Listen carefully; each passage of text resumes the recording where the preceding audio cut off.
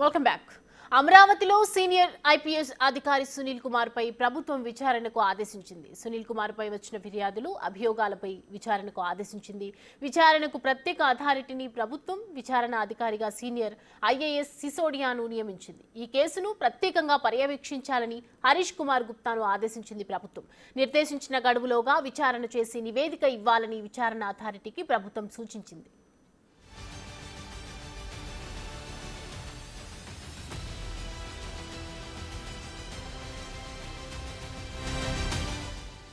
IPS అధికారి సునీల్ కుమార్ పై ACB డీజీకి deputy speaker Raghuramakrishnaraju లేఖ రాశారు. అగ్రిగోల్డ్ కేసు విచారణలో మాజీ CID chief Sunil Kumar AgriGold relief funds దుర్వినియోగం చేశారని లేఖలో ఆరోపించారు. అగ్రిగోల్డ్ నిధుల మళ్లింపుల్లో సునీల్ కుమార్ కొడుకులు పాత్ర ఉందంటూ ప్రస్తావించారు. అసలైన బాధితులకు చేరిన నిధులను కూడా లాక్కున్నారన్నారు. 96 మంది నకిలీ బాధితులకు ఫండ్స్ ట్రాన్స్ఫర్ చేశారని వెల్లడించారు. విచారణ చేపట్టి చర్యలు తీసుకోవాలని డిప్యూటీ స్పీకర్ లేఖలో కోరినట్లు సమాచారం.